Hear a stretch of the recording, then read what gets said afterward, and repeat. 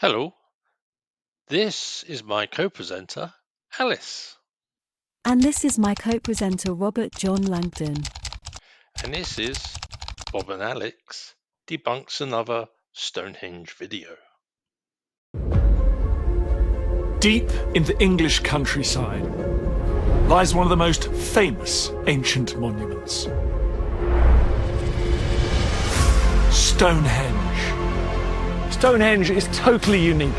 There's nothing like this ring of colossal stone arches anywhere else in the world. It's as old as the pyramids. It's one of the world's greatest archaeological sites. But who built it and why? How did ancient builders construct this extraordinary stone circle? For centuries, there have been so many unanswered questions about these stones.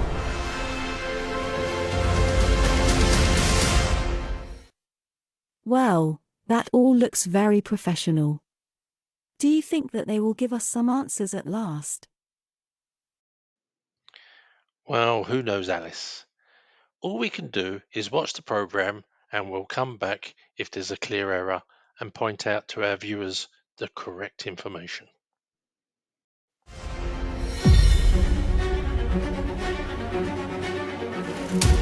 In this programme, I'm joining the investigations that are still unlocking the mysteries of Stonehenge.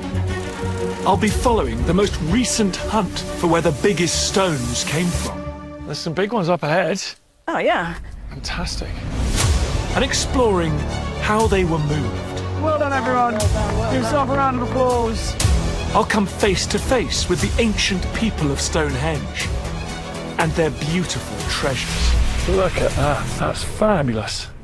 And reveal the unbelievable sophistication of Stonehenge's builders. They knew their maths, they knew their astronomy.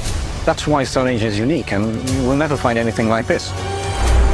This is the story of Stonehenge.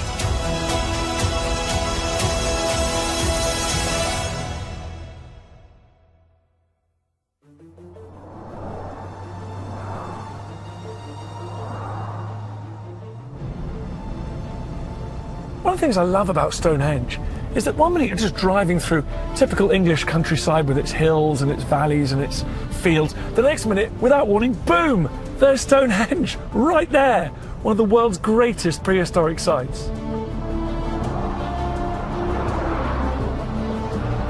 Built 2,500 years before Britain's first ever towns or cities even existed, Stonehenge sits in the heart of the Wiltshire landscape on Salisbury Plain, 3 miles from the town of Amesbury.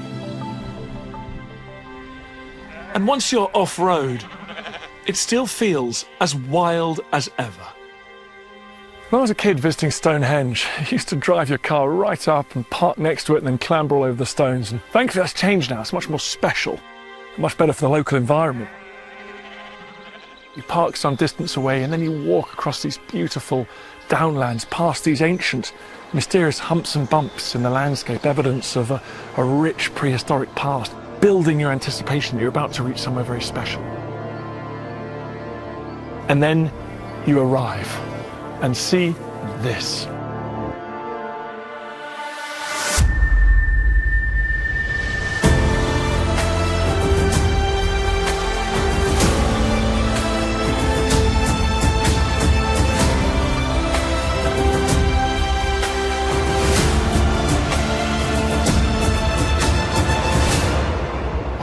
Don't get a sense of the scale of this place until you walk inside these stones.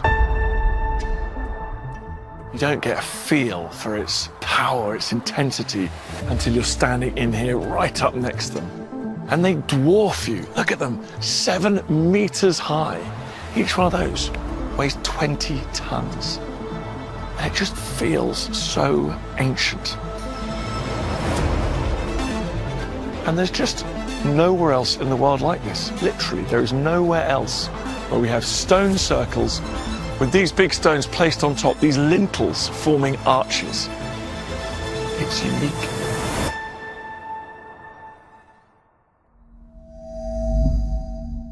These giant stones are just part of this awe-inspiring monument.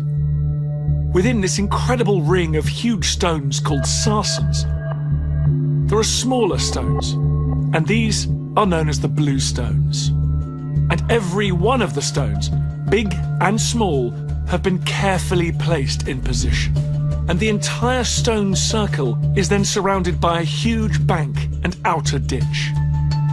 But unlike other great ancient discoveries, Stonehenge is different, because it was never lost. For thousands of years it stood here, but people forgot what it was built for, and it became a magnificent mystery. The whole place is phenomenal, and you find yourself thinking, who built it? Why did they build it? When did they build it? But above all, you think, how did they build it with the technology they had available? How did they transport these enormous stones some distance to this place? How did they turn them on their ends, sink them in the ground, anchor them? It's just mind-blowing. And all this happened thousands of years ago, before the wheel had even been introduced to Britain. So, 900 years ago, when people first began to speculate about how Stonehenge was created, they simply could not believe that the giant stones could have been put here by ordinary people.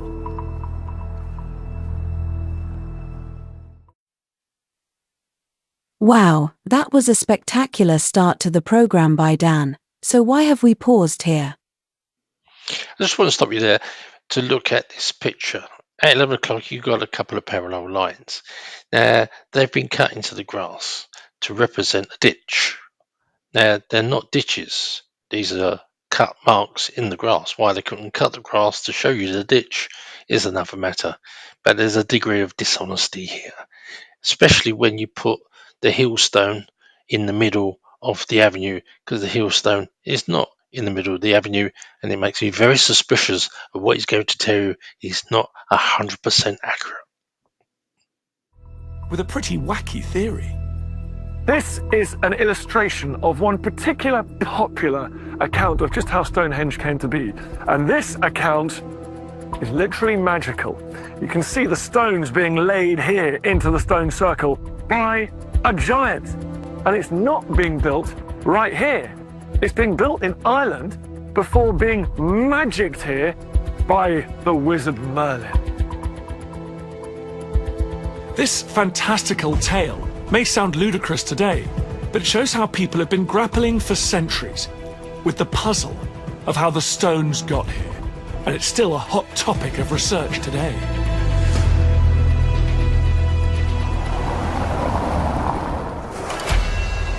I'm heading to the Ancient Technology Centre in Dorset, where they're testing out a possible theory. The weather is grim today, but that wouldn't have stopped our Stone Age ancestors. That's a pretty big chunk of rock, isn't it? It is, yeah. It's about 1.5 tons. Ton and a half. Okay. Anthony Whitlock is an experimental archaeologist at the centre.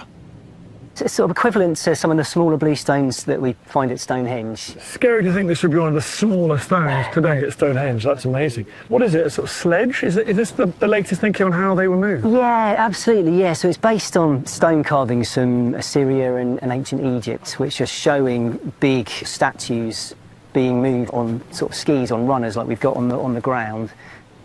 The old theory, which goes back to the 1500s, was Stone Age people, prehistoric people, moved stones on rollers, and that it works on flat level ground, but experiments since the 1950s have proven that big lumps of rock, if they're being attempted to move sort of uphill or downhill on rollers, you lose control very easily. Yeah. Does that mean they have now proven that the idea about using rollers to move the stones is no longer feasible anymore, Mr. Langdon? Yes, it's a bit obvious that you could not roll large stones across open fields, woods, hills, and forests. The question is, can you sledge these stones across this exact same environment? Once on the move, a sledge proved easier to control than rollers, although a little bit more difficult to get moving in the first place. So you need a lot of force? You need a lot of force. More than just D-Snow can provide? Unfortunately, yes. We're going to need a little help. Mighty as you are. Luckily, we got an army of 50 volunteers on hand to flex their muscles. Grab a bit of rope. Let's divide in half. Hope you're feeling strong. You can imagine the whole Stone Age community coming together, a bit like this, to help move the rocks to an important place like Stonehenge. With someone taking charge of the stone shifting. Today, that's me. Everyone feeling good? Here we go. Ready? 3, 2, 1, go! Let's do it again. Ready? Okay, we're going to try for another one here. Ready? Okay, everyone. 3, 2, 1, go! Whoa, look at that. It's moving. The wet, muddy ground certainly helps the sleds slip along fairly easily. And Stone Age people might well have used the weather to their advantage in just the same way. Oh. Okay, stop. Brilliant. You're too strong. Well done, everyone. Well done. Give yourself a round of applause. Look at that. Well, that was a really interesting experiment. It shows that it is possible to move a big stone over some distance using this setup, provided you have a lot of people to help. With 50 people, we moved our stone a few meters quite easily, and archaeologists are now pretty certain that this is how Stonehenge's ancient builders moved the stones 4,500 years ago. That's brilliant. We now know for sure how they got the stones to Stonehenge at last, don't we, Bob? Sadly not, Alice. You just looked at 50 people dragging a 1.5-ton stone just 20 yards. The stones of Stonehenge can weigh up to 25 tons when it comes to the larger trilithiums in the centre. So, in this experiment, you would actually need 830 people dragging the stone. And that is over a flat, wet ground. You would need double that number for a small hill. And as you can see from this profile map of the journey from Wales to Stonehenge, you have about 90 hills to cross. And therefore, it's not impossible, it's totally futile to even try or imagine. A little bit like rolling the stones. Eventually, archaeologists will come to the conclusion that it went via a boat.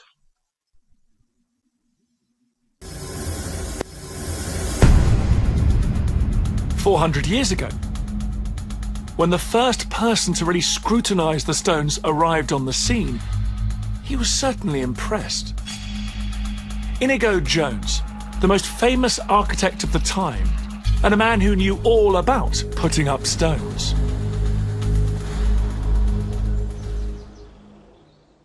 Jones was enthralled. He was convinced this site had been put together by very skilled master craftsmen. He noticed that some of the stones had large chunks gouged out of them. This, he realised, fit neatly, snugly, on top of those knobs on the uprights. Someone had skillfully put these arches together like a huge, ancient Lego model. There's only one people in his mind who it could be: the Romans. Jones came up with a theory about what on earth Stonehenge was. That it was a Roman temple built around 2,000 years ago.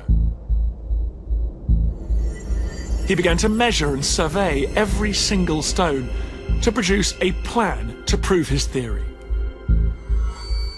He knew that Romans built with a keen eye for symmetry and proportion. And this is the plan of the monument that he came up with. Just look at it here. It's very intricate and it's perfect. A little bit too perfect. Look, he's turned Stonehenge into an absolute circle.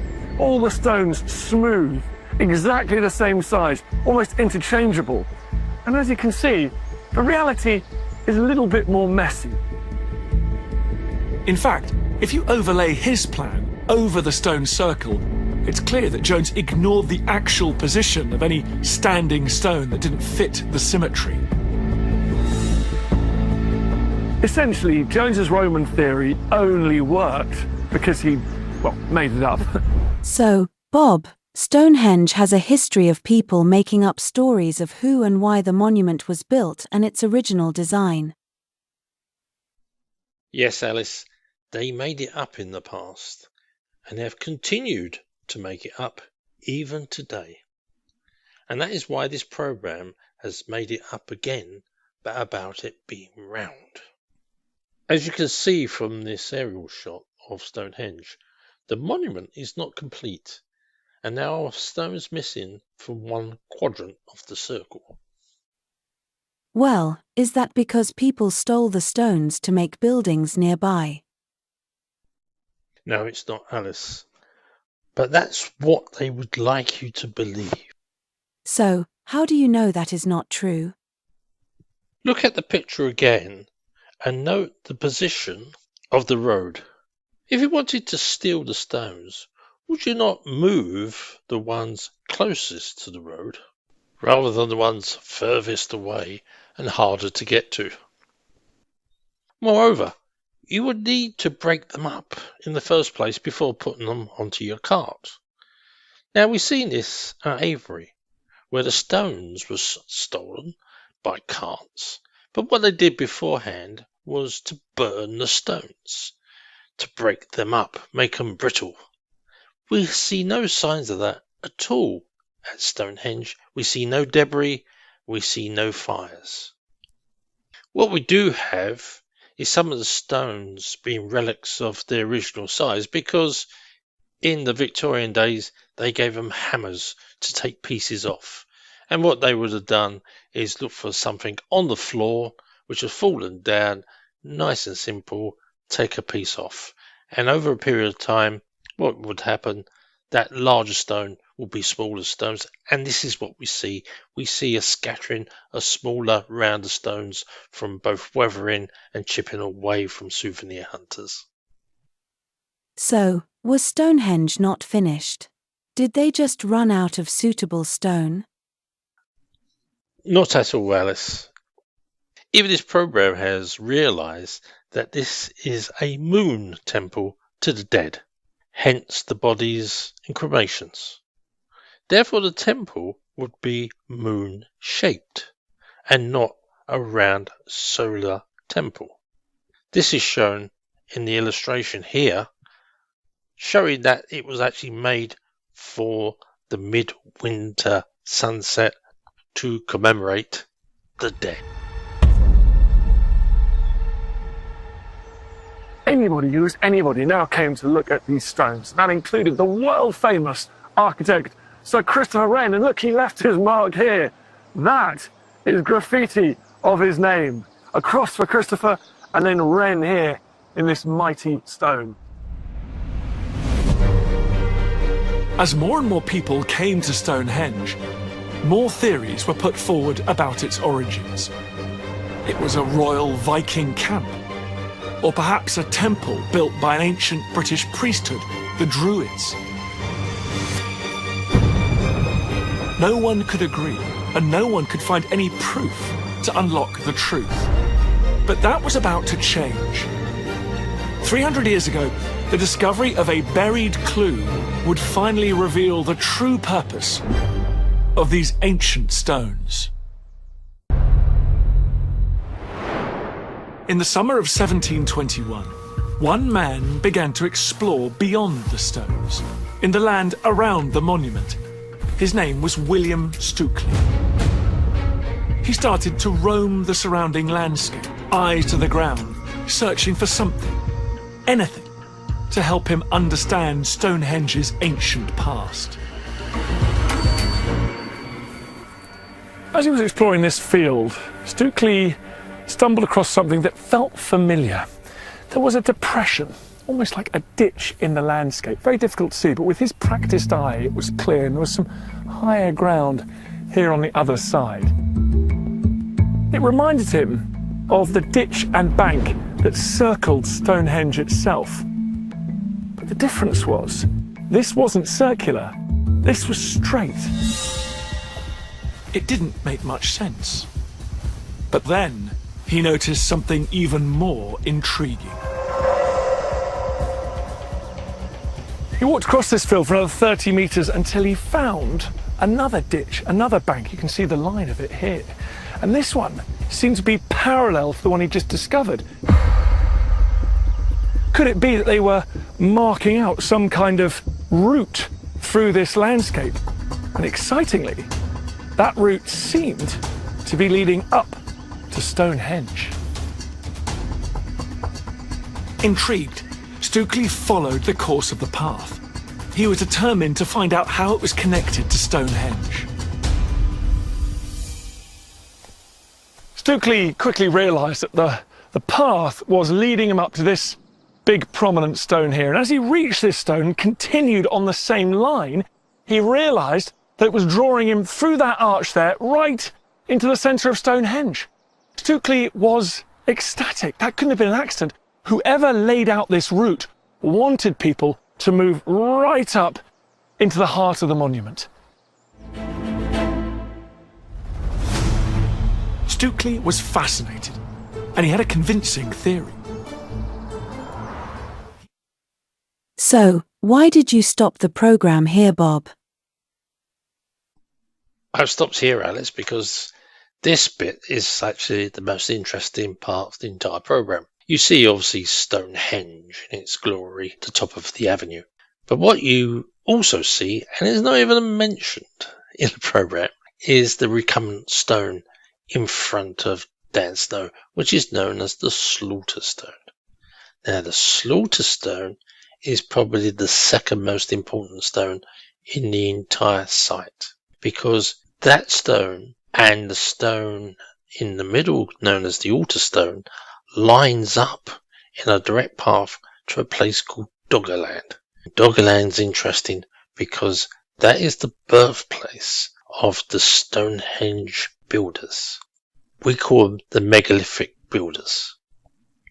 But that is their birthplace, and one will imagine that as this is a temple to the dead, and Doggerland sunk under the sea at basically the same time Phase 2 of Stonehenge was built, i.e. the large sarsen stones, is it possible, is it just remotely possible that they built this temple for the dead to commemorate their island of Doggerland that was sunk into the sea?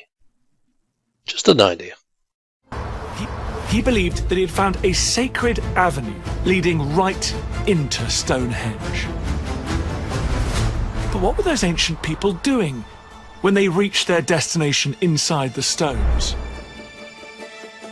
He was now obsessed and spent days and nights in and around the stones. It was then, as he watched the sun rise and fall through its arches, he unlocked one of Stonehenge's most incredible secrets. Stukely noticed something spectacular. On the summer solstice, the longest day of the year, when the sun is highest in the sky, the sun rose right above that stone there, along the line of the avenue, and right through the middle of Stonehenge. This couldn't be an accident. It had to be deliberate. And that meant Stonehenge was designed around the movements of the sun. Today, skyscape archaeologist Fabio Silva is mapping the skies that our ancestors would have seen at Stonehenge to find out the precise astronomical alignments. Okay, so Fabio, what is a skyscape archaeologist? It sounds like the coolest job in the world. It is a little bit. We can use equipment like this to come here and take the measurements ourselves, put them on a computer, open up a planetarium software that shows us what the sky looked like 5,000 years ago, and put the stones against that sky. The alignment of the stars relative to the Earth has shifted slightly over the millennia since Stonehenge was first built. Fabio's finding out what the Stone Age sky looked like right here, back then. So you can actually see the stars as they would have seen them. That's right, yeah, we can. As close to what as they would have seen it as we can today, yeah. So Stukely first suggests this place is solar aligned. He was right, was he? Yeah, absolutely was right. So he mentioned the midsummer sunrise alignment, which is where the avenue joins up with the henge, right where the hailstone is. Cut Stonehenge in half, two exactly equal parts. And this line exactly matches the midsummer sunrise on one end and the midwinter sunset on the other.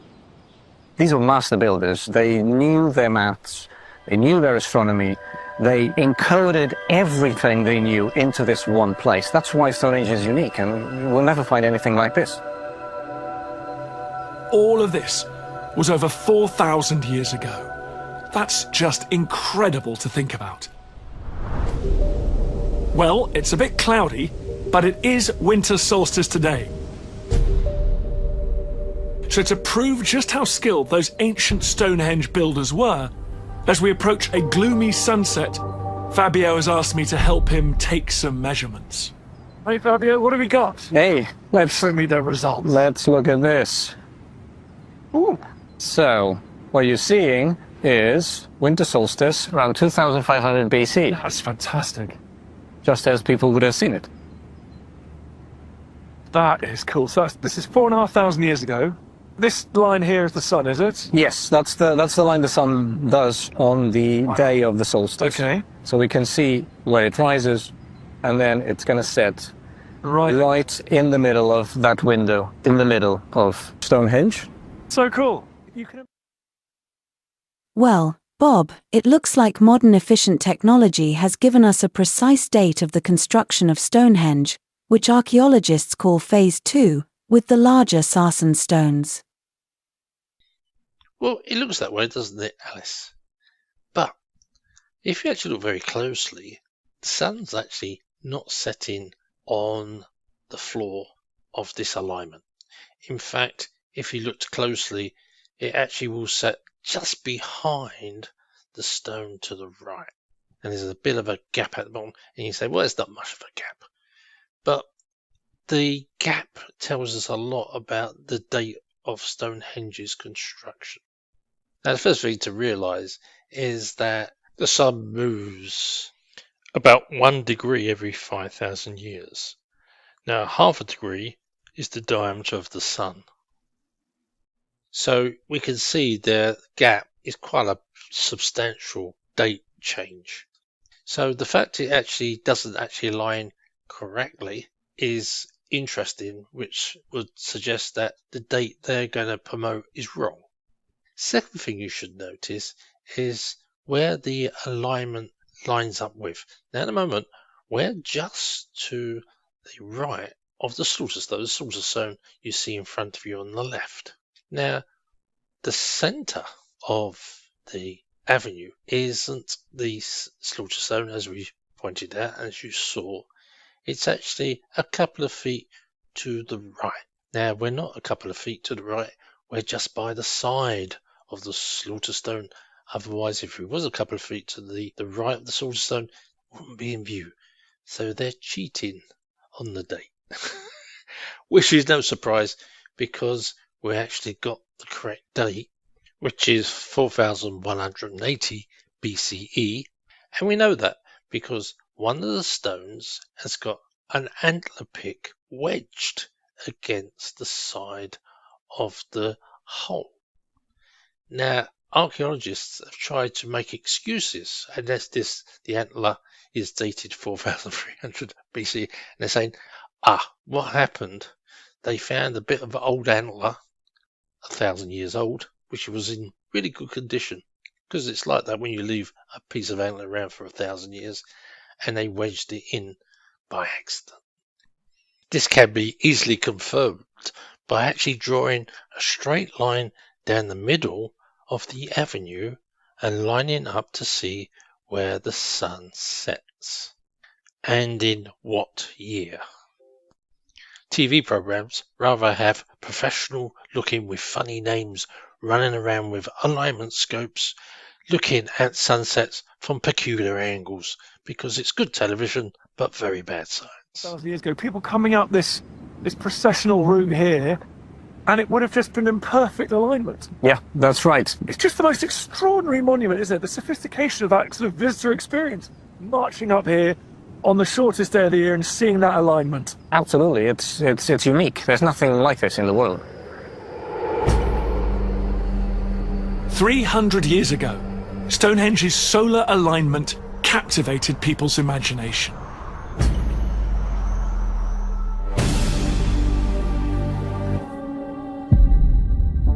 As more and more visitors came and inspected the site, there was a real hope that more of Stonehenge's ancient secrets would be unlocked. But there was a problem with its popularity. Tourists were now beginning to put the stones themselves in danger. They were coming here and clambering on them. They were digging little holes around the place. They were even shipping little pieces of the stones off and taking them home as souvenirs. Then, on the 3rd of January 1797, disaster struck. A group of travellers was camping among the stones. For some reason, they dug a big hole at the base of one of them that was already looking a bit precarious. As the sun came up, it thawed the ground, soil became moist, and with a great crash, one of the stones fell over, bringing down the ring of stones like dominoes. Luckily, many of the stones remained standing, but people worried the collapse of some of the stone circle might be the beginning of the end. Many feared that just as the secrets of Stonehenge were finally being rediscovered, the ancient monument was in danger of total collapse. The future looked bleak.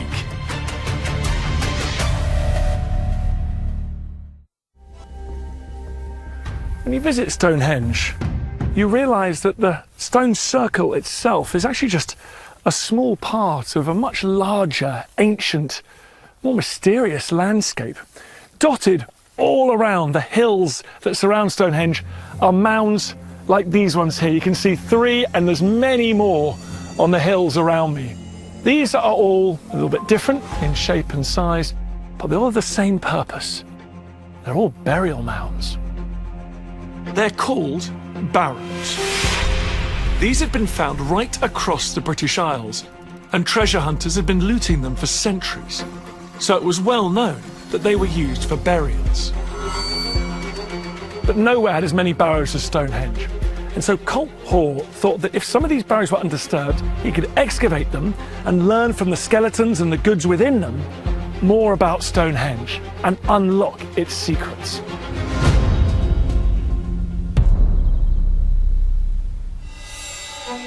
Wasting no time, Hoare's team began their archaeological assault on Stonehenge's barrows.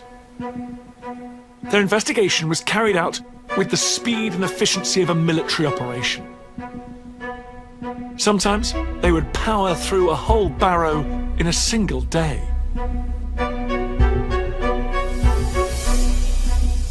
After 5 years of slightly disappointing results, they turned their attention to this spot, just half a mile away, overlooking the magnificent stone circle. Today, it's private land, but I've been given special access.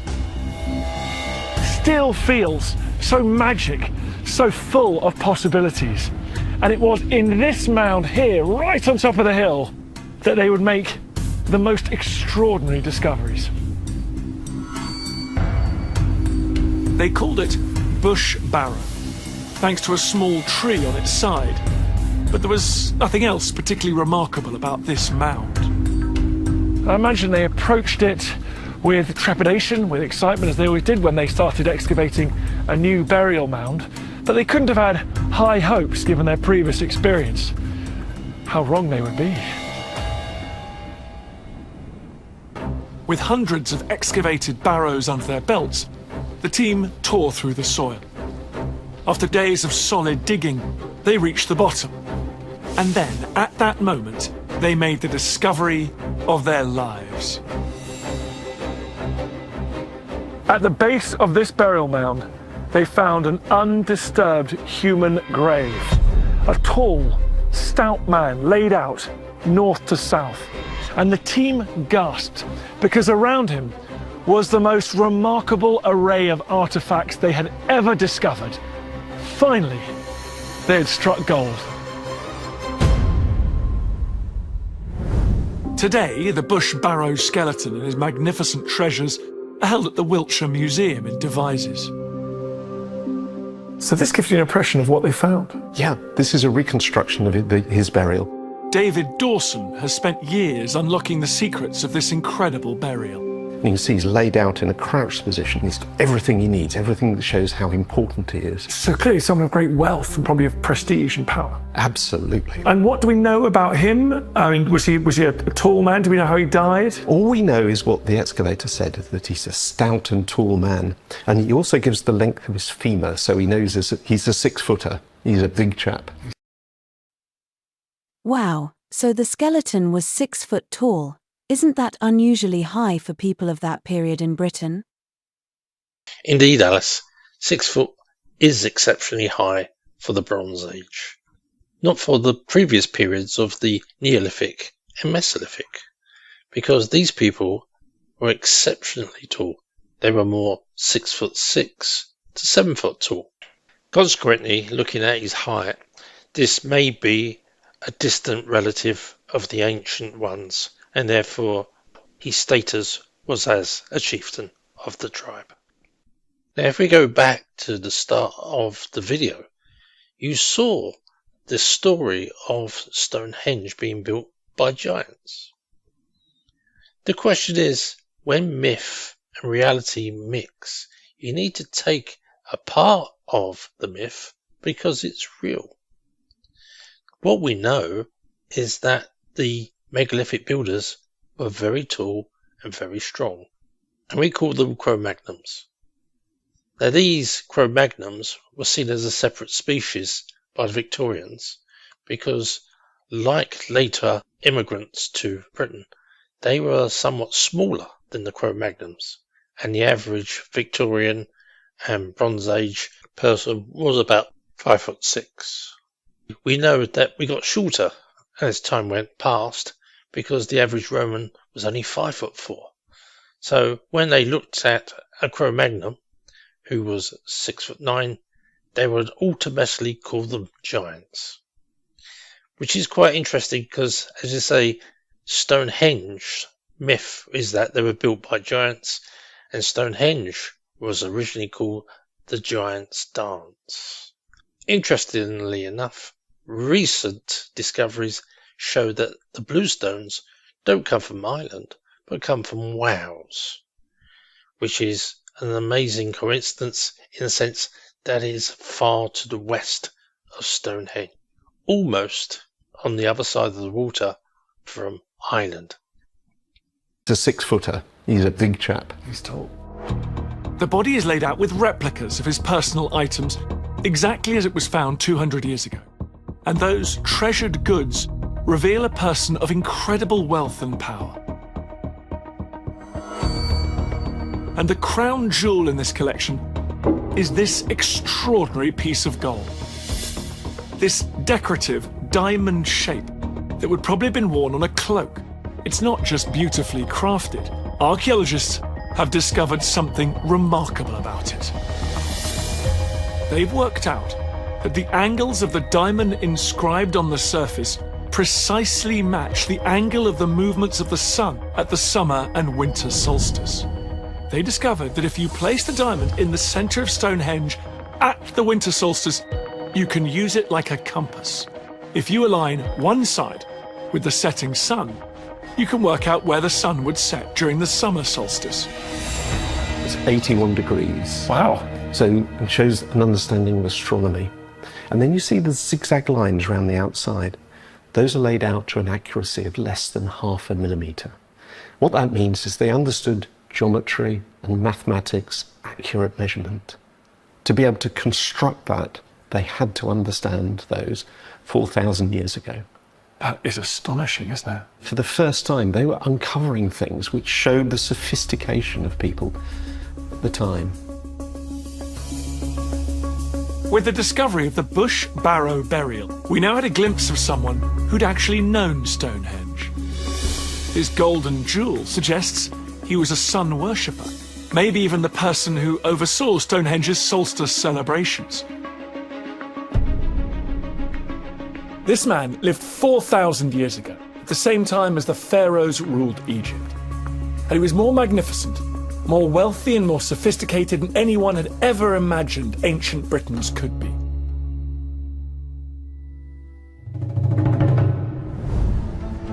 With such remarkable finds, Stonehenge became more and more famous throughout the 19th century. And so too did the visitors. From Queen Victoria to Charles Dickens, Arthur Conan Doyle to Charles Darwin. But then, disaster struck once again.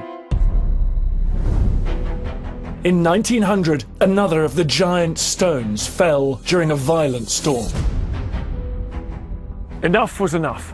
Stonehenge might be privately owned, but it was a national treasure. It needed to be protected. And that meant putting up the stones that had fallen down and protecting those that remained standing. They poured concrete around the bases. They kept the lintels, those horizontal arches, fixed on top of the uprights using lead taken from the roof of Hampton Court Palace. But the repairs gave archaeologists the chance to move in too. They were determined to extract every piece of evidence they could by digging in and around the holes that had been left at the base of the stones that had fallen over. They were going to sift through the soil, layer by layer, methodically. And they didn't find treasure, at least not gold or other precious metals, but they did find antlers, charred wood, and stone tools.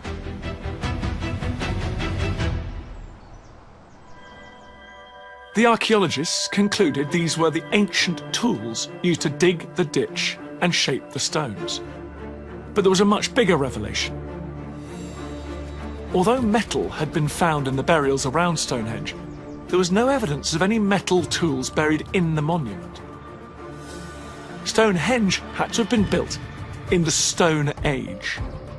It was an incredible breakthrough and the first step in solving the great mystery of when Stonehenge was built. Now, 100 years later, we can chart every phase of its construction, from beginning to end. So this is I guess it's the first Stonehenge, if you like. What's this? This is 5,000 years ago? Yes, absolutely. What it's showing us is the first things that happened in the space. Heather Sabir is the head curator at Stonehenge. They dug out a ditch and threw up a bank with the contents of the ditch, slightly higher on the inside and lower on the outside. So associated with the bank and ditch around the same period are 56 pits.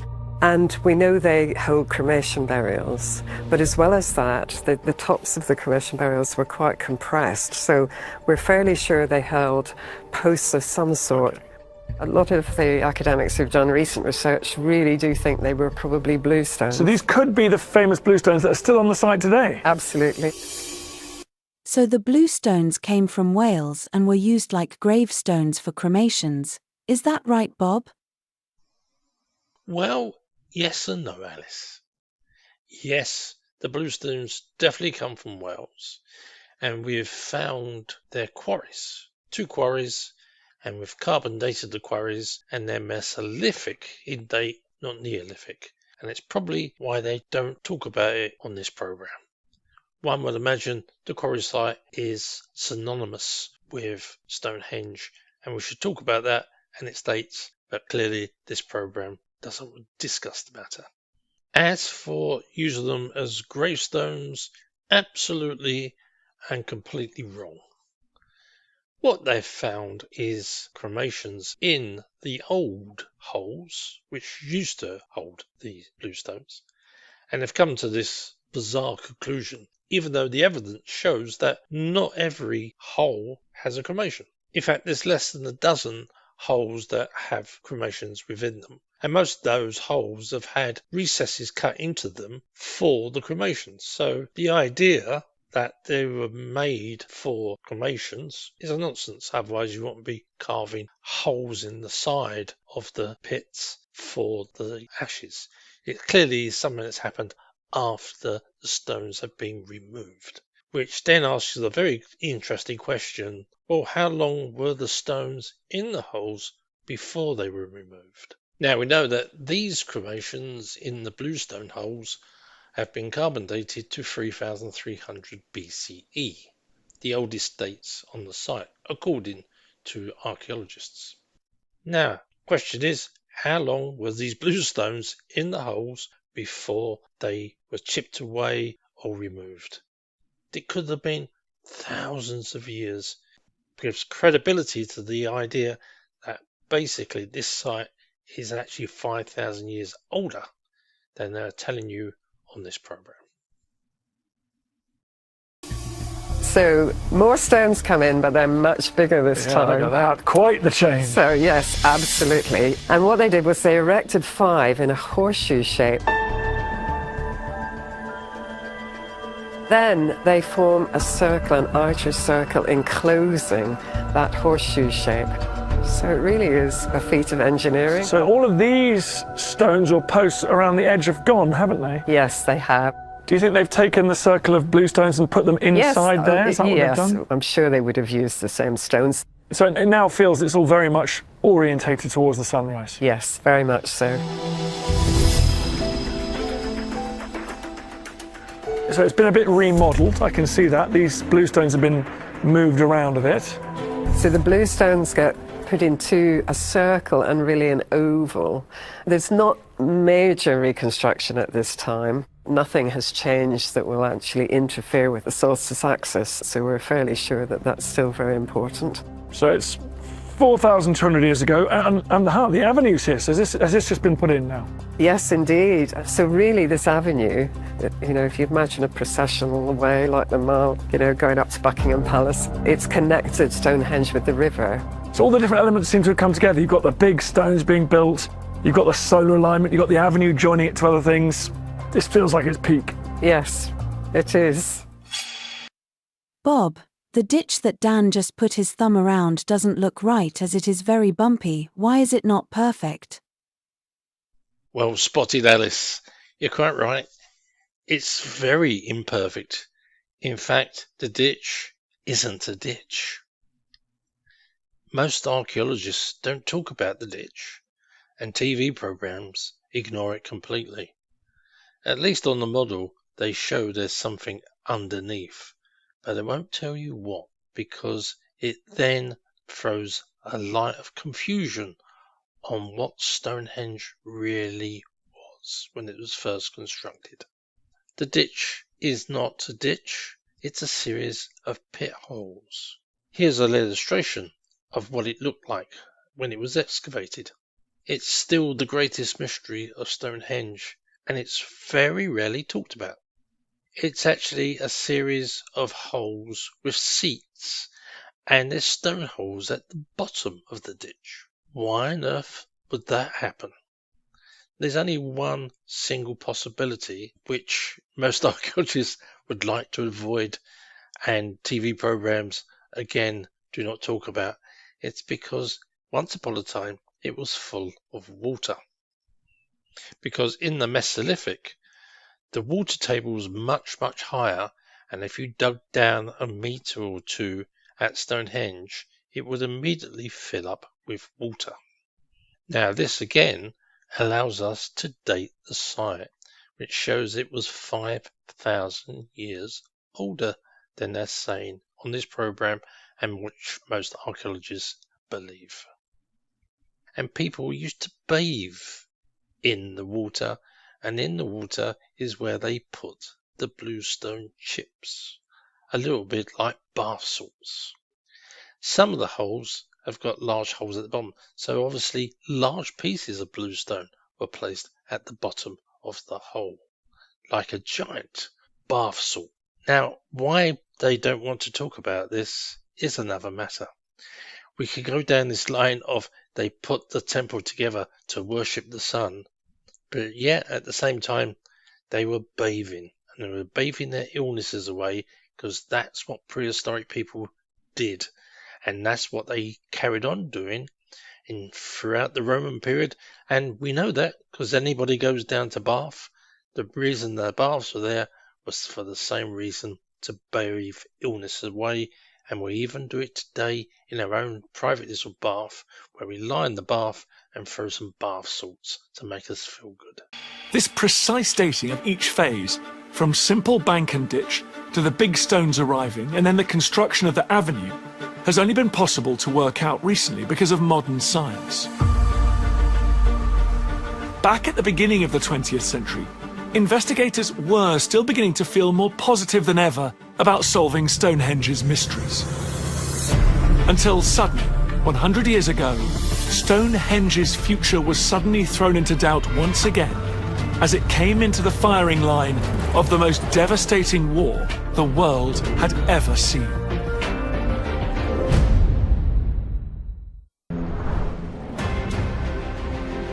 Stonehenge had a turbulent time, but after the war, investigations picked up like never before. Now archaeologists and military pilots began to work together, taking and sharing aerial photographs over this landscape in the hunt to understand Stonehenge. And in 1926, that would result in an incredible discovery near to the monument. Look here, just in this field here, you can see this circular shape with lots of black dots. There was something hidden, buried in the ground. Analysing the photo in the 1920s, the archaeologists were astonished. The circle was almost exactly the same size as Stonehenge, and the dots seemed to be symmetrically placed, just like the stones at the monument. Just imagine how excited the archaeologists must have been when they entered this field. Were they about to discover the foundations of another Stonehenge just beneath their feet? They started digging outside the main circle. Soon became clear the dark circular impression was the remains of a ditch like the one at Stonehenge, and next to it was a circular bank. I'm standing on it now. This was almost exactly the same size as the one at Stonehenge, 360 feet in diameter. But it was when they started to dig inside the circle that they found something even more intriguing. Fairly soon, they found a pit, which was exciting because they knew from Stonehenge that the stones didn't just sit on top of the ground, they were sunk into them in pits to make them far more solid. So a pit here suggested a similar structure. But this pit was smaller, and there were residues of wood in it.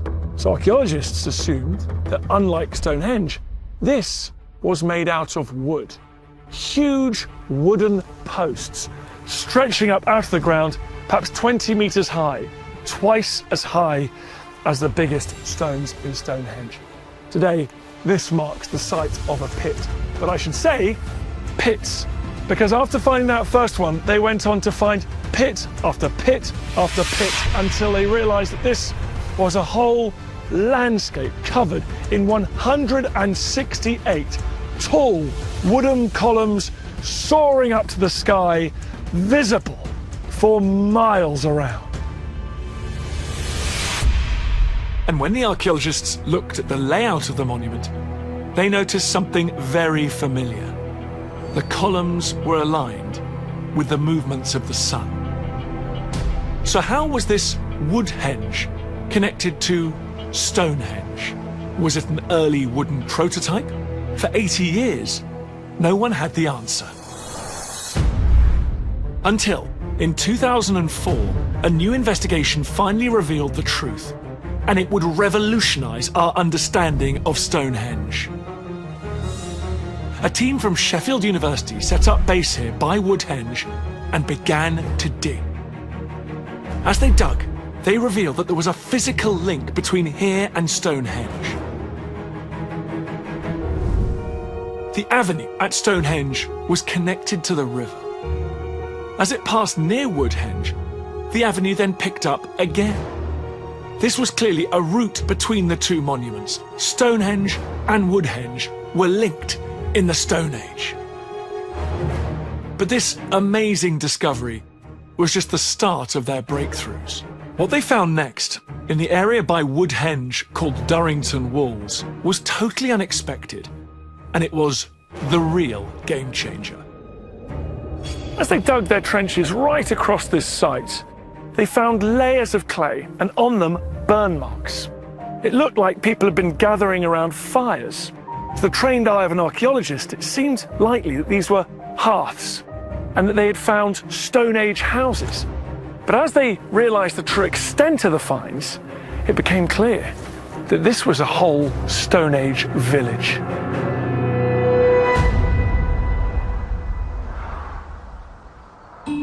To see how our ancient ancestors lived, a replica of one corner of this rare discovery has been recreated near Stonehenge. Look, I love how picturesque and cosy the little hamlet feels. Very different to the stark stone of Stonehenge. Well, these are your classic wattle and daub houses. This is the way that most people in Britain lived up until about 500 years ago. Mike Parker Pearson led the team who discovered the houses. What we've got is very simple construction, that you have a screen of wood and then plaster against it, wattle and daub, and then you have reeds to build the roof. That's amazing. They're all different, aren't they? They're not all built to one particular... Why is that? What was really interesting is that they actually form a module, a group. Although each of them was a habitation with beds, they had slightly different purposes. That's the main house, the storehouse round the corner. We're standing just behind the cookhouse, Okay. And that's the workshop. So they're all working together as a single unit. Mike believes that each cluster of buildings was probably home to 15 to 20 people, all working together, possibly extended families. He believes that the whole Stone Age site would have been densely packed with groups like this. We have maybe 1,000 houses. 1,000 houses? Yes. So this would have been perhaps the biggest settlement in the whole of Britain. Wow. And do you think that's because of Stonehenge? Undoubtedly. The date for the occupation of this great settlement is the same as the second stage of Stonehenge, when the really big sarsens went up.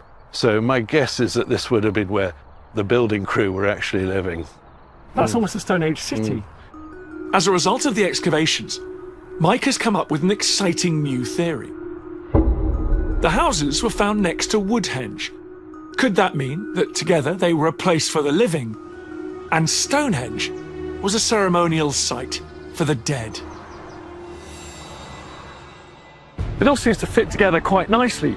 Stonehenge was the place where the people living down at Woodhenge could come and commemorate their ancestors.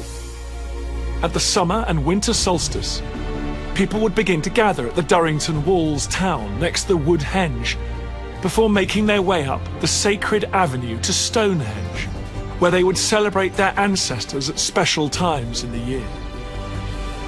Isn't that incredible, Bob? We have found a whole new prehistoric city, with thousands of houses, just down the road from Stonehenge, which must be where the builders lived when constructing the site. Incredible, yes. But I would probably put it down to be more delusional. The 1,000 houses that the experts are quoting come from just 5 houses found in an excavation outside Durrington Walls at the entrance. Which should ask you a question: if the houses are in a city, surely the houses should be inside the city rather than on the walkway leaving the city. But this sort of exaggeration is commonplace, sadly, nowadays in archaeology. Headlines are the fashion. If they find 5 houses, which to be honest is no big deal, it suddenly becomes a 1,000 house city because it gets better publicity than we just found 5 houses. This is in fact very poor science. What we found is 5 houses, only 2 we know they're inhabited by someone. The others have just halves on the floor, so it could be anything. The interesting aspect of it is that the shape of the house has changed. They've told us in the past that everybody lived in round houses. These are not round, these are square with round corners. So it's very new, and it just illustrates that archaeologists are just guessing when it comes to discoveries. They haven't really got a grip with our true history, and at the moment they're taking pot shots of ideas, hoping that some of them will stick and hoping that some of them will find other evidence in the future. What we see in front of us at Durrington Walls is actually not a 100-house site, it's actually a harbour. In fact, Durrington Walls isn't a henge as it's categorised because it doesn't have a ditch and bank, which is the normal criteria for a henge. It's actually a natural harbour made by the water. As we can see very clearly on this LiDAR map. Sadly, archaeologists don't use LiDAR. It's the most advanced tool in archaeology. Why archaeologists don't use this most sophisticated of tools on a day-to-day basis, I just don't understand.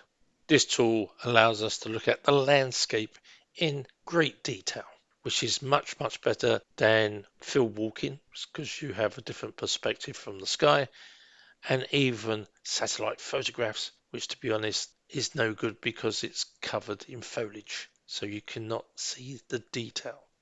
As you see from this illustration, the site is carved into the side of the landscape, and that was due to the waters of the Mesolithic, when the River Avon, which is tiny in comparison now, was large and extensive, and would have cut the chalk away from the side of the Durrington Walls site, carving out a natural harbour, which people would have used with their boats.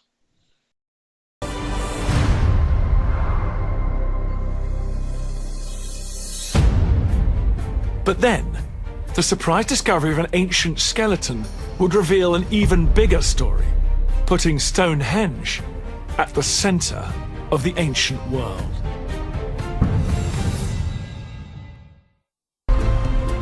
And when the homes of Stonehenge's ancient inhabitants were discovered in 2004, archaeologists found evidence of scraps of food, perfect for scientific analysis. And it revealed something incredible. There were traces of hazelnuts, fruit, honey, even a sort of ancient cheese, a bit like mozzarella. But there was one thing that dominated the menu. There are tens of thousands of pig bones from the site. About 90% of all the bones that were found there are from pigs, so they really like their pork. Archaeologist Richard Madgwick analysed the food and was fascinated by the amount of pig being consumed. In his experience, this didn't look like an everyday menu. These were huge feasting events, in my opinion, not only because of the volume of material, but also because of the volume of pigs. Because pigs are good feasting animals. You can kill large numbers without harming what we call a secondary product economy. So if you rely on milk, if you rely on wool, you don't want to kill large quantities of cattle and sheep in one go because you'll have nothing to live on afterwards. But pigs don't have those products, and therefore they're very well suited to feasting. Well, so we can imagine that people at Durrington Walls, they're there for a party, and there's just a huge pig base, like at the end of an Asterix book. Yeah, I think you can think of it a bit like that. Richard now began analysing chemicals in the pig bones called isotopes. These would help him work out where the pigs had come from. So if we're prepared to sacrifice a tiny fragment of a pig tooth, 20 milligrams of enamel, can you see that cut there? You chop that in half, yeah. Exactly. That is an archive of lots of important information about where the animal came from, what its diet was like, and how it lived. So every time we consume food and drink, and animals consume food and drink, chemical signals from those products enter the body and ultimately, and thankfully for archaeologists, end up in our bones and teeth. So you can kind of identify where these animals are from? To some degree we can. So if I can show you a graph, so we can see this square down here is the chalkland and the green sand of Wessex around the area of Durrington Walls, and these blue diamonds here are the Durrington Walls pigs. So lots of them are coming from fairly nearby. Lots of them are coming from fairly nearby. These that are below the 709 line and just above the 709 line, they're consistent with being local. But the science also shows that pigs were being brought here from further away. But you can see we have got large numbers that are higher, much higher up in the map, 710, 711, all the way up to 717. Now these are really high values, and it clearly points to the animals having come from a wide range of different locations, different geological zones. Certainly Wales, certainly southwest England, and certainly the eastern seaboard as well. So people are coming from a long, long way, and they're bringing their pigs with them. Wow. The pig bones revealed that Stonehenge was not only celebrated with a massive communal feast, but was the heart of a vast prehistoric network, drawing crowds from right across the land. But what about the origins of the actual people who were coming here at that time, 3,500 years ago? In 2002, a chance discovery was about to reveal an extraordinary clue.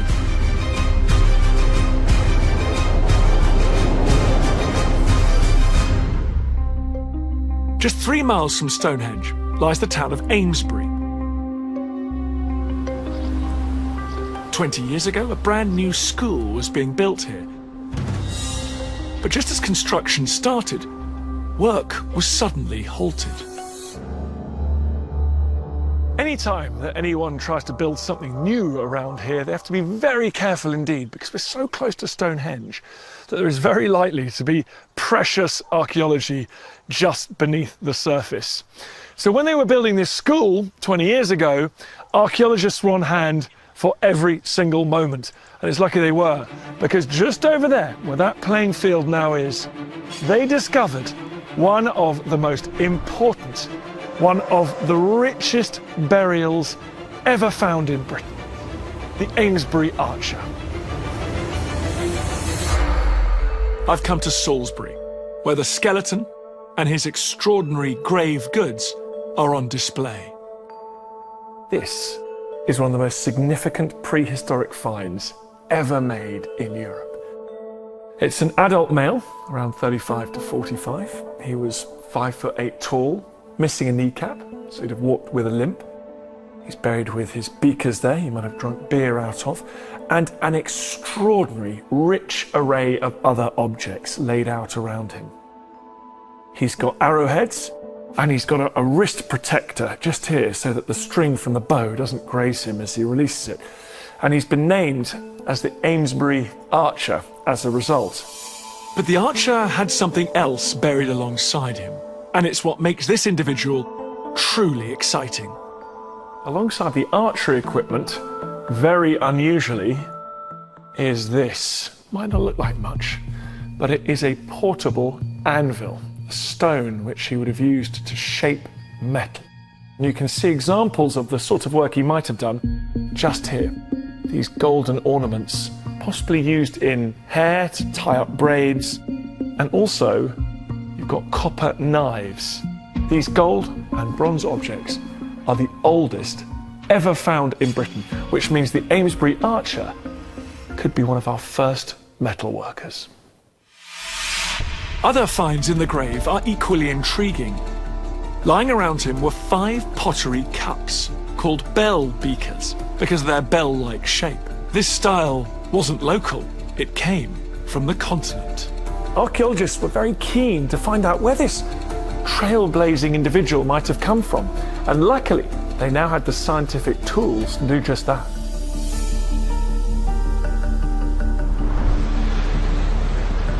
I'm heading to the Natural History Museum in London, where scientists have been analysing the Amesbury Archer in extraordinary detail.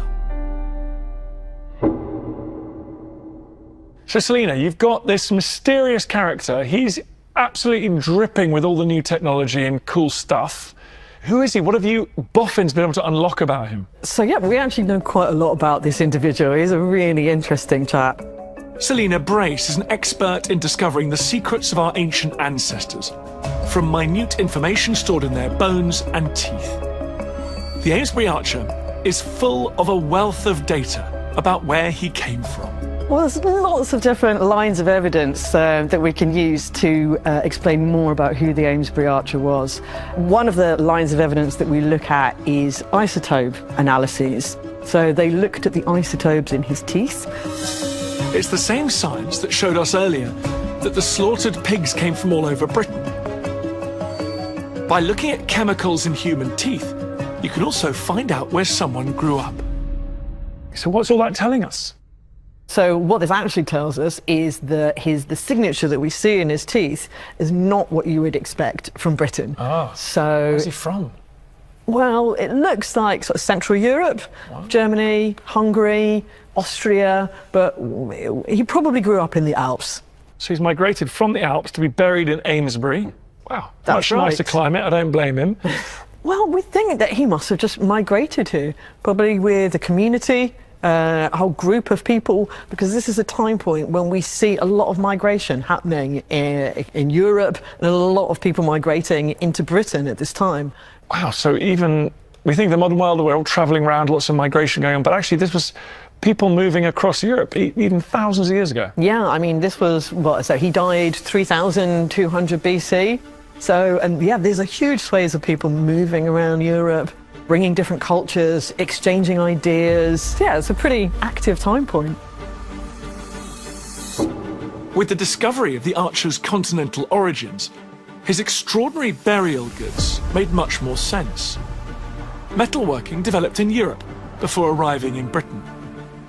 Those jars, called bell beakers, were also a continental style.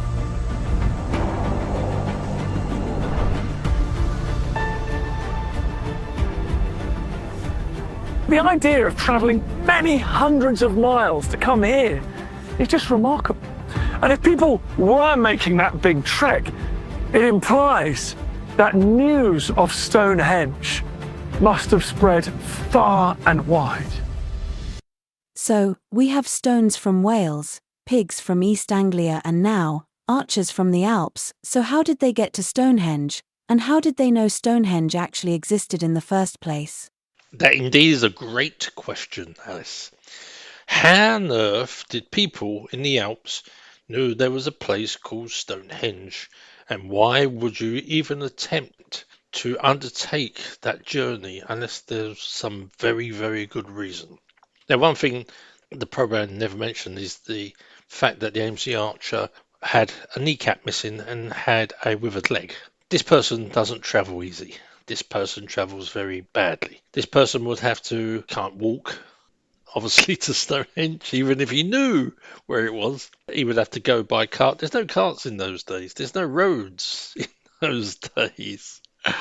There's no signposts in those days. There's no friendly villagers to say, oh, do you know where Stonehenge is, particularly when you get halfway through France. It's a nonsense of history that people would know where Stonehenge was and where it was located. The only way you can actually achieve a knowledge of where something was, if there's somebody on a regular basis traveling to your village or traveling to your town who tells you stories of where they've been in the past. Now, that won't be through walking, and this won't be through migration, as the archaeologists and history books would tell you. We've seen this in the past, and this sort of communication on a constant basis happens when people trade. When people in the past have traded via ships. We've gone off to far distant islands, picked up and traded with far distant people, come back, tell stories of potatoes and tobacco, and gone back again to trade with them. And people have gone with those traders because of the stories to say, oh, that sounds great. I'd like to go and see those wonderful sights you tell stories for. I'll come with you. This is our natural way of communication. This is how cultures intermingle. This is how trading happens. And it's people going on trade routes. So if people have come to Stonehenge, it's because it's on a trading route. And this very crucial piece of information has always been missed in our history. And Stonehenge is a classic case of someone coming to Stonehenge probably to bathe, as we saw before, because he's ill and he hasn't got a kneecap and he's got a withered leg. He's come to try and cure himself from a far distant country because he's heard of this from the trading route. And what we also know is that we traded in the Alps for other things, such as jade. Jade axes found 1,000 years before the Amesbury Archer has been coming from the Alps. So we've had regular contact on these trading routes. Sadly, this information, which is crucial for the understanding of Stonehenge and its history, is missing from this program. Modern science has transformed our understanding of Britain's most iconic monument. But until very recently, there was still one very big question that had never been answered. Where did the biggest stones themselves come from? In 2017, that mystery was finally about to be solved. But one of the greatest mysteries still remain. Where did the biggest stones, the sarsens that form these iconic arches, actually come from? Investigators had never got close to revealing the truth, until now, when a lost piece of evidence emerged. Archaeologist Sue Greeny was part of the team given this incredible opportunity to identify the exact spot where Stonehenge's largest sarsen stones came from. So how on earth do you work out where a stone is from? Well, actually, sarsens are really, really tricky to tell where they're from. Because if you look at sarsen inside, it's just like sand. It just looks like solidified sand. Okay. But that's because it's more than 99% silica. So actually you have to use geochemistry. You have to take a sample and you have to look at the trace elements, everything that's not silica, in order to be able to match it. It's sort of like a fingerprint or a signature. So you're just looking at the chemical composition of the stone using very whizzy technology. By matching the chemical signature of these mammoth stones with the identical fingerprint of ones found naturally in the landscape, scientists hoped they could work out where these stones originally came from before they were set up at Stonehenge. But they had a big problem. They really needed a stone sample, and that would mean hacking out a piece and destroying a bit of this precious monument. The destroy bit, I can imagine, is tricky with Stonehenge. Yes, we don't want to be drilling into the stones here at Stonehenge. But back in the 1950s, engineers had done exactly that. To stop this stone from cracking, they drilled a hole and pinned it together. The core they removed was taken away to the United States by one of the team and forgotten until 2017, when it was returned out of the blue. Oh wow, look at this. And here, wow, in this Perspex tube, is the core. So it's about a metre-long section, complete cross-section through the stone. And if you look at it, you can see it's kind of like layers of sand. It's a bit like one of those things you buy as a souvenir. On the beach. On the beach, yeah. That's perfect, isn't it? And this bit here is where a little piece of it was sent away for destructive analysis so that we could look at the chemistry of this particular stone in detail. And you don't feel like you're desecrating an ancient site, do you? No, exactly. It's already been taken out. Finally, Sue and the team had something they'd only ever dreamed of. A sample they could send to the lab and analyse its chemical signature. But now came the difficult part. They were going to have to scour the countryside to find a match. They started searching within a 10-mile radius of Stonehenge. Susan is taking me on a trip through Wiltshire to retrace their steps. It's soon clear why this was such a mammoth task. The area is littered with natural sarsen stones.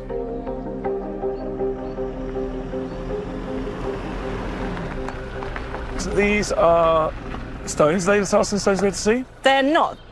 This is a natural sarsen spread, sometimes called a sarsen river, and this is exactly how it occurs. Here they're quite small, but this would have been a common sight across lots of bits of this part of Wiltshire. But when these stones were sampled, their chemical signatures didn't quite match Stonehenge's precisely enough. The hunt was still on for a better match. Wow. Right, let's keep going. Just up here? Up to the right here.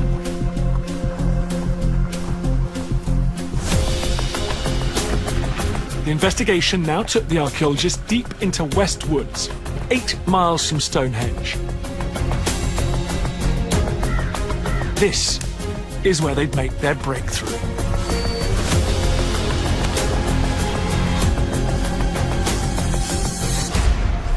So I'm starting to see stones poking up through the surface. Yeah, we've got just a few of them here. There's a few, aren't there? There's some big ones up ahead. Oh, yeah. Fantastic. That's good. There's some of good size. I mean, that one you could almost make a lintel out of, couldn't you? These stones were around the right size to be candidates for the ones chosen for Stonehenge. The archaeologists began to analyse them. Could this be the exact spot where Stonehenge's mighty stones originally came from, around 4,500 years ago? The archaeologists carried out preliminary field tests.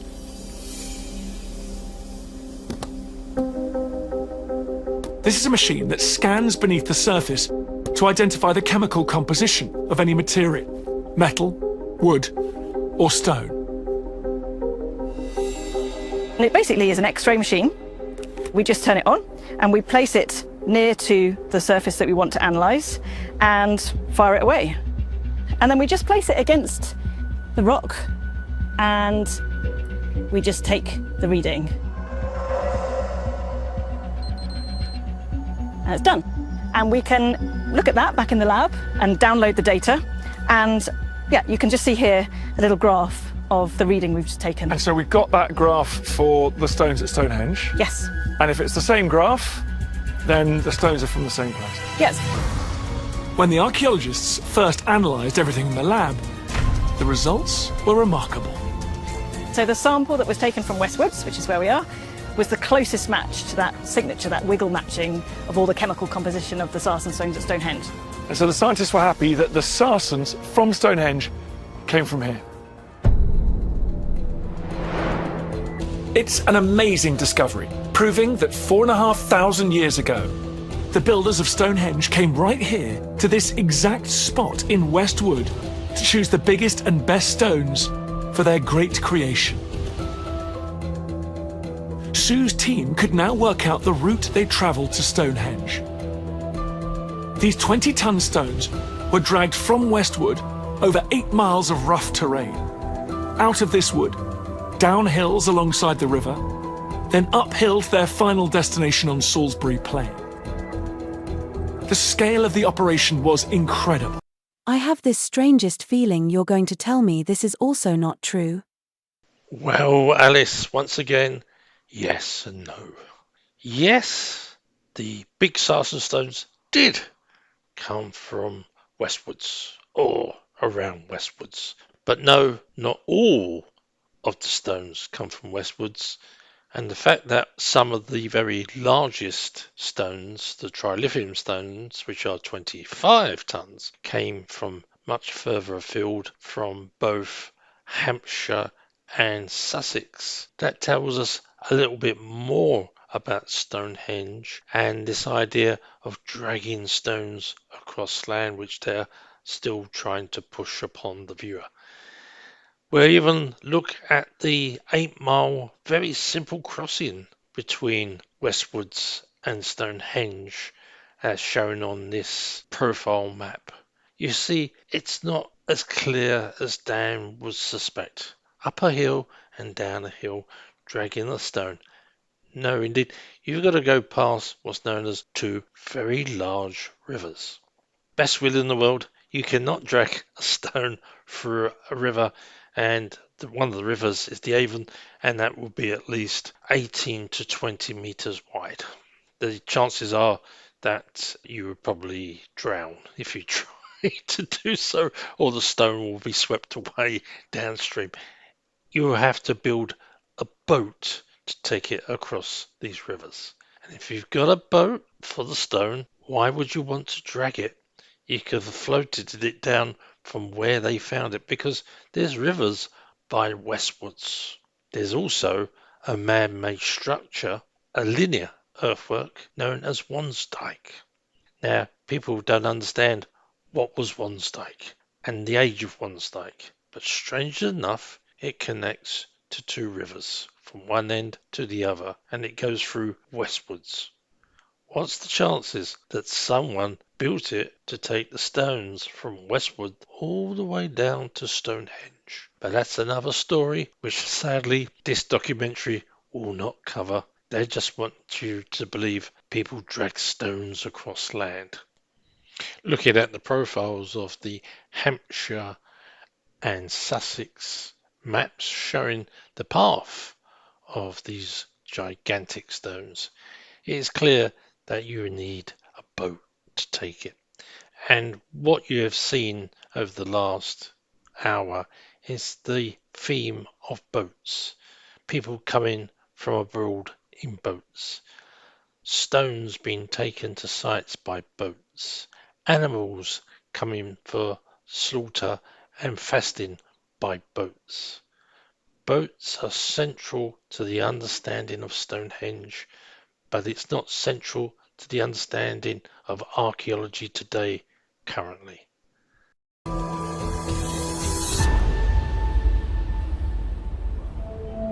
It's just extraordinary to think that over 4,500 years ago, our Stone Age ancestors were foraging in some woodland. When they came across these mighty stones, they decided to shape them and dig them up and transport them here and then erect them into this huge monument.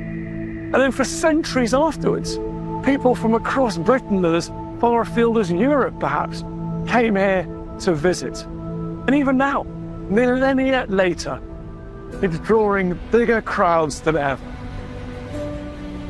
Stonehenge's discoveries are remarkable. They've revealed when it was built, 4,500 years ago. They've revealed the extraordinary story of how it was built.